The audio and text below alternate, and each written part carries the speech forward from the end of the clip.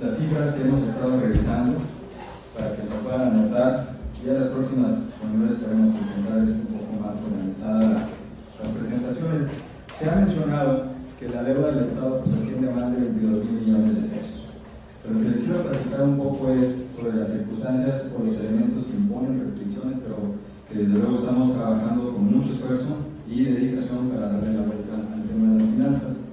Tenemos un déficit estimado al cierre del año superior a los 4.400 millones de pesos, 5.471 millones de pesos, que se componen particularmente por gastos ineludibles que debe atender el Estado en materia de nóminas, pensiones, jubilaciones, gasto operativo y aportaciones que se tienen que dar a los municipios. Si a eso le agregamos registros de pasivos que se tienen observados con el ISTESON por la falta de aportaciones de cuotas y aportaciones que se han retenido, pues son más de 2.477 millones de pesos. De ahí, estos saldos debemos considerar que también hay ciertos pasivos legados. ¿Cuáles son los pasivos legados que se registran en la tesorería? Pues proveedores de diversa índole que tienen que atenderse también. La semana pasada les comentaba que eso supera los 5.200 millones de pesos.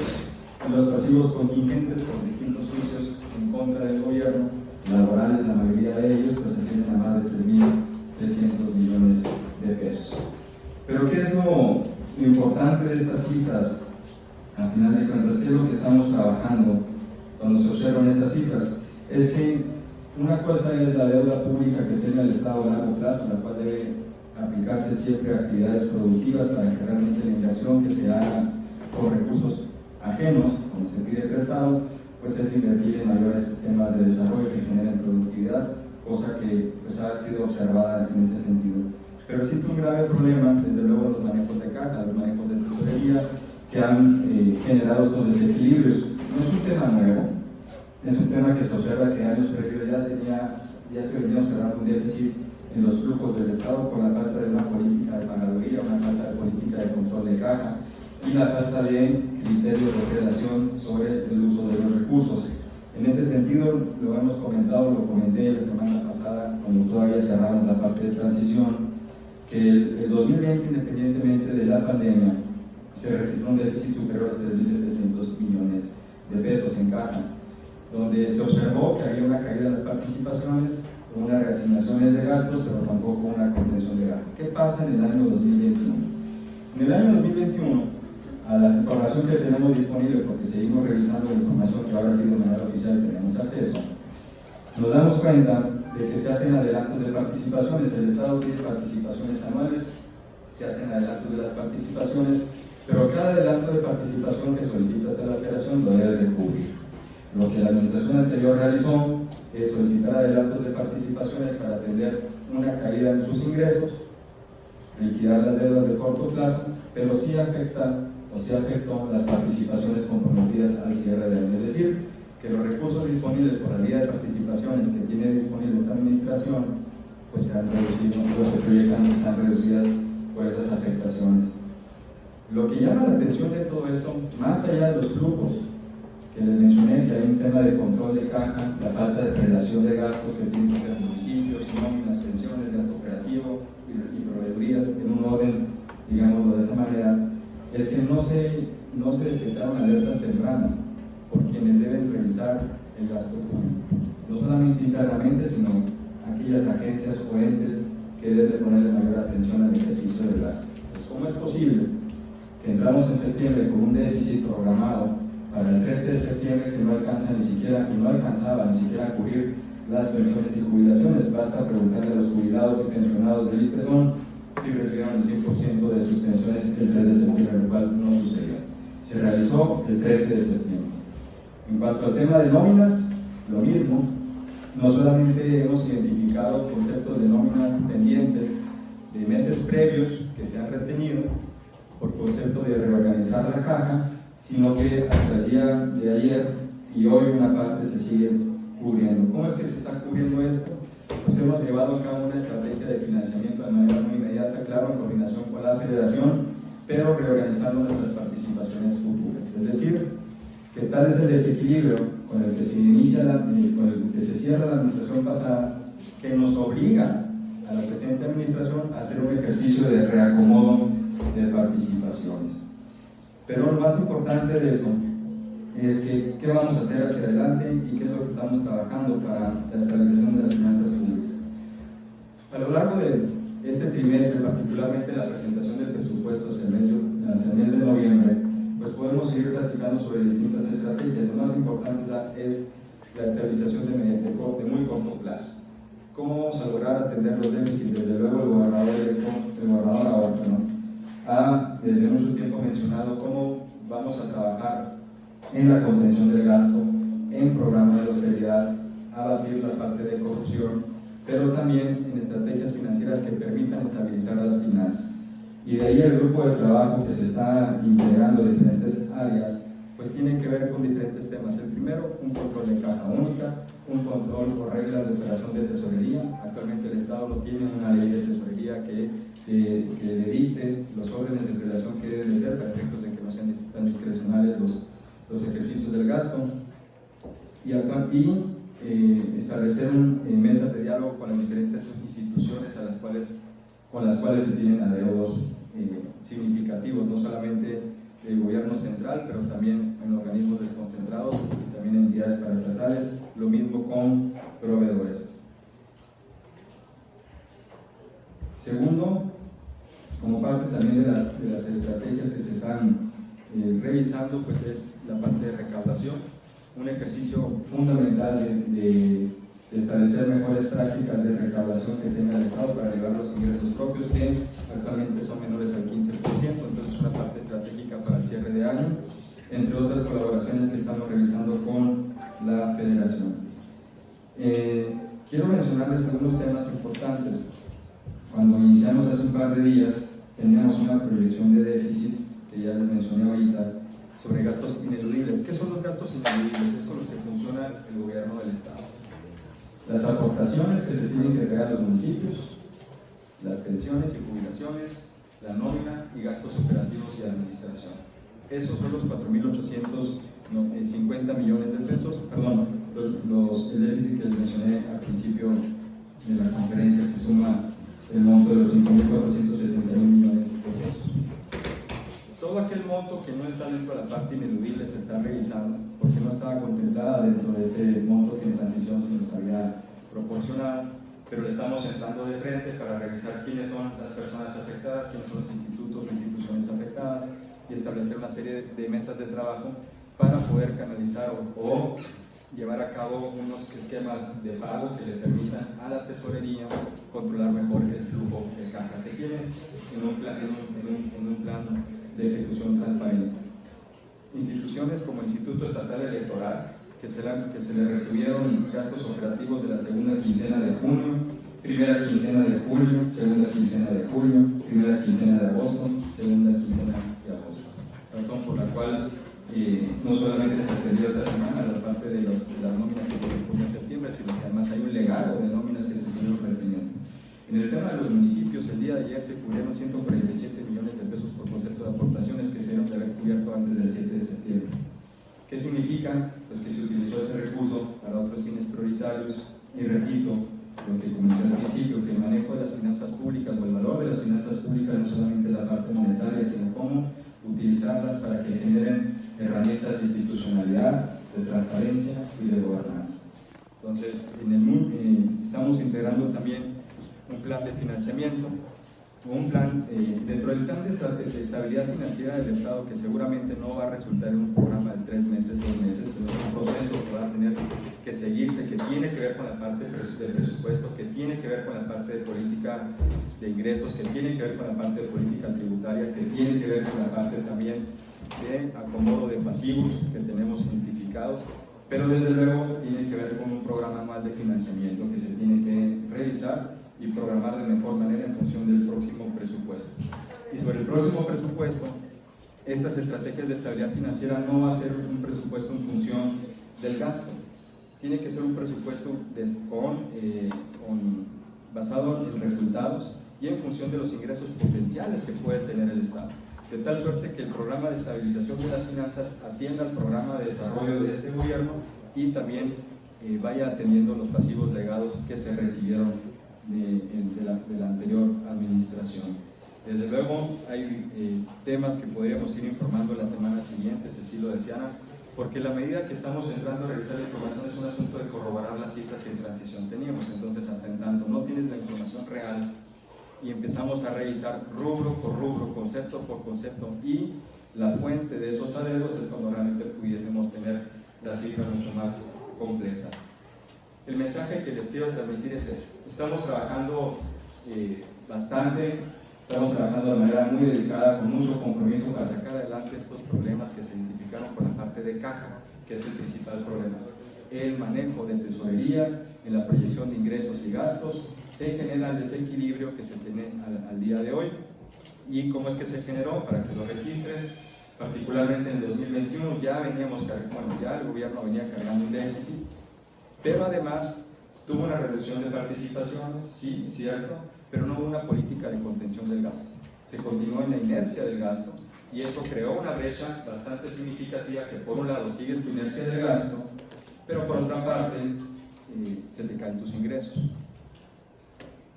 Lo que recibimos en esta administración es esa problemática de que los flujos que tenemos disponibles para este arranque de administración, pues gran parte de ellos ya están comprometidos y aún hace falta recursos, pero lo estamos atendiendo de distintas formas, como hemos dicho.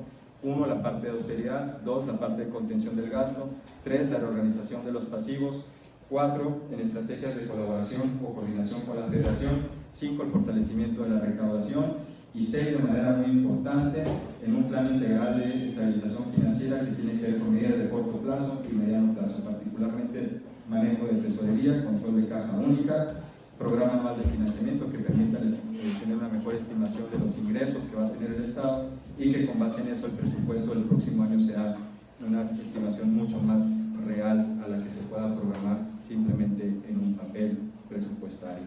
Desde luego existen otras alternativas, pero también estamos conscientes de esas alternativas. Hay una política de no incrementar la parte de la deuda de largo plazo particularmente.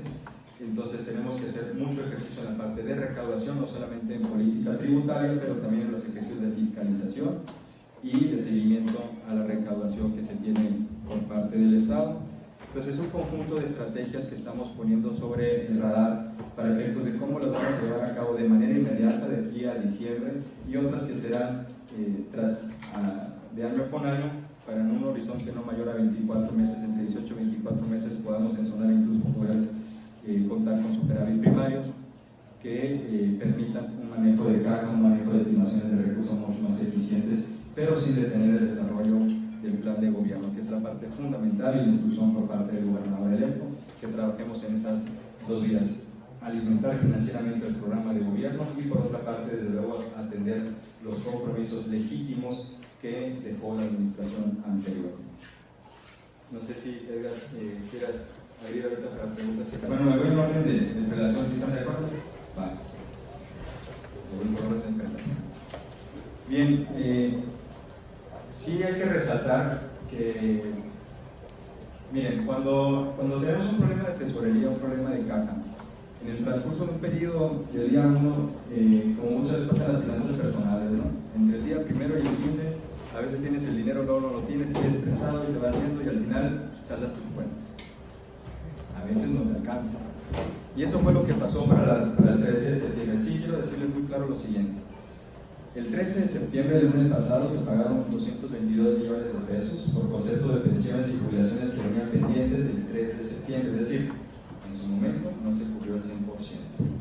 Segundo, el 13 de septiembre se debía liquidar la nómina en el concepto más general del sector público, que es la nómina central, organismos desconcentrados, paraestatales y también las aportaciones a los organismos autónomos.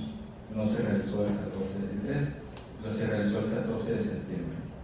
Se hizo la nueva nómina del sector público y también fue el día de ayer que se hicieron las aportaciones al tema de los municipios, lo que les comentaba, que por ley se les tienen que entregar a los municipios donde las aportaciones se reciben. ¿Cuánto se pagó de nómina? De nómina, el día de ayer, te debo el dato exactamente, 370 euros, para un total de 453 que estaba programado.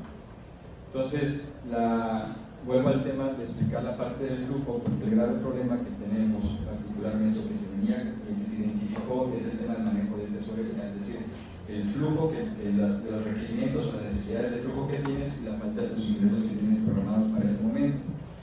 Cuando yo hablo de la falta de reglas de caja única y reglas de tesorería, es darle institucionalidad al manejo de los recursos en orden de prelación. Entonces, ahí en ese orden de prelación se debe privilegiar desde luego a la parte de municipios que por ley se tiene que otorgar ese recurso, no puedes estar jineteando el recurso para tener otros temas. Segundo, pensiones y jubilaciones. Tercero, nómina del Estado, y luego gastos de operación y luego todo lo demás. En una situación de crítica de finanzas, ese sería un orden, no digo necesariamente que es el que se va a impulsar. Se está revisando un orden para que estructuralmente sea una aplicación del recurso de manera transparente y justa con respecto a los legados que se tienen. Pero ojo, ese pago de nóminas que se hace es el de septiembre particularmente. No necesariamente retenciones o adeudos de nóminas de meses previos a salud, a organismos desconcentrados, como mencioné al Instituto Estatal Electoral o al Colegio de Sonora, por ejemplo. Me voy al siguiente y hacia adelante. Claro que estamos haciendo el ejercicio financiero para que la nómina se garantice, ¿no? Ese es un tema prioritario, y también trabajando en el tema de las pensiones para crear un esquema de pagos que regularice o permita regularizar los flujos de caja que se tienen. Recordemos que al día de hoy, si hoy fuera el 31 de diciembre y fuera un solo día el cierre de año, nos faltaría recursos. Hablamos de un déficit de más de 5,000 millones de pesos. Cuando se habla de déficit de flujo, es eso. Es decir, no voy a tener necesariamente los recursos para cubrir ese faltante y para cubrir esas necesidades que se tienen. Se tiene que tener mayor control de política presupuestal, mayor control de política de caja, mayor control de política de tesorería para efectos de tener un orden de prelación de qué va primero y resolver lo pasado. No, eso no significa que esos adeudos de nóminas y gastos de jubilaciones y pensiones se tengan que quedar ahí. Se tiene que hacer una estrategia integral, por eso la comunicación y transparencia con los organismos, porque no es un tema de decir no se adeuda, no. Está registrado o está delegado en términos financieros de la hacienda pública, es ya te recibí la factura pero no te lo he pagado. En temas de socorro de recaudación y seguimiento, más allá del tema de perseguir, es ejecutar la ley como es. Esto es un tema de aplicar la política tributaria que tiene el Estado y fortalecer los organismos fiscalizadores de la parte tributaria, fortaleciendo temas de transparencia y profesionalización de quienes ejecutan las partes de auditoría, las visitas domiciliarias, etcétera, etcétera, etcétera, para efectos de recuperar recursos también de manera de parte fiscal. Eso es sí o sí. En cuanto a las finanzas públicas, en cuanto al balance general del Estado y la parte de deuda, las calificadoras, al final de cuentas, cuando contrata deuda del Estado a largo plazo, van con cargo a las participaciones. Entonces, las calificaciones, la mayoría de ellas se han mantenido estables, salvo una que se redujo el año pasado, HR20, si no recuerdo, en la que, al final de cuentas, la estabilidad de las participaciones del Estado se mantenía de manera estable. La deuda de largo plazo está siempre garantizada con las participaciones y el pago de deuda se descuenta de lo que recibe el Estado mes con mes. Por eso tanto las calificadoras no se preocupan tanto por el flujo de caja porque tienen una garantía de pago que es con cargo a las participaciones que recibe el Estado. Sin embargo, cuando yo hablo de que no identificamos alertas tempranas con la información que tenemos ahorita, tanto institucional como pública, que puede ser por otra parte, de que se haya advertido este desequilibrio que iba a dejar la administración anterior. O si alguien de ustedes encuentra una nota, hágamela saber. Porque lo que he revisado, no existe un sistema de alertas tempranas que le diga a la tesorería, no vas a lograr tu meta de flujo, tienes que contener tu gasto, tienes que resolver o reestructurar tus pasivos de corto y mediano plazo. Entonces es un tema de reorganizar la casa, pero no se identificaron esas alertas tempranas a pesar de las presentaciones de los informes trimestrales que hace la Hacienda Pública. ¿Quiénes revisan la Hacienda Pública? ¿Quiénes revisan esos informes de cuenta pública? ¿Y por qué no se hicieron esas observaciones? Pues habrá que preguntar también en esas instancias. El presupuesto para el próximo año, más allá de lo que se ha asignado o se tiene preasignado, porque también tendrá que pasar por la Cámara de Diputados en la Ley de Ingresos, pues a final de cuentas está en función de proyecciones. Como proyecciones que tiene la Federación de Ingresos y otras variables, tiene una aportación importante para Sonora. Pero lo interesante del cambio que podemos tener en nuestro Estado es que no hagamos un presupuesto en función de lo que vamos a recibir, sino en términos de resultados de lo que queremos también recaudar en el Estado. Eso es lo que más garantía te da, porque al final en el transcurso del año siempre puede haber ajustes de las participaciones, como se vio en el 2020 por el tema del COVID, y en el 2021 también que el Estado tuvo una reducción de sus participaciones estimadas. Entonces tiene que ser muy responsable el seguimiento presupuestal, no solamente la planeación, pero también el seguimiento presupuestal. Y una de las áreas críticas en la Secretaría de Hacienda pues es la parte de control de política presupuestal para ello. Definitivamente es un monto atractivo que tenemos que revisar, y las áreas, yéndome a la última pregunta, las áreas estratégicas desde luego son seguridad, salud, educación y desarrollo social. Recordemos que una política importante del gobernador es crear el mayor presupuesto o mayor contenido social que haya tenido el Estado, y en la medida que estos presupuestos al final de la administración pues poder comparar con otras administraciones, que la inversión en materia de desarrollo social haya sido la más grande en la historia. Entonces hay un gran enfoque en la parte de desarrollo social. Desde luego está la parte operativa de seguridad, que es fundamental para las tareas del Estado, y los asuntos de educación por los rezagos que se tienen, sobre todo esperamos ya el próximo año que se tenga el 100% de operación de las escuelas, y la parte de salud, que la pandemia todavía sigue vigente, tiene que ver con dotación de medicamentos, tiene que ver con la mejora de la infraestructura hospitalaria. Pago proveedores, desde luego estamos en la revisión de ello. Existen mecanismos importantes con la banca de desarrollo que permiten facilitar el pago a proveedores legítimos, y eso se tiene que revisar y empezar a trabajar lo antes posible para empezar a darles aire, ¿no? Lo que les quiero decir es que no estamos nosotros para patear el bote, nosotros sí vamos a entrarle de frente a reconocer los temas que tiene el Estado, pero son una tarea difícil, pero no es imposible. Con creatividad y esfuerzo de las partes lo podemos lograr. Adelante. Sí, nada más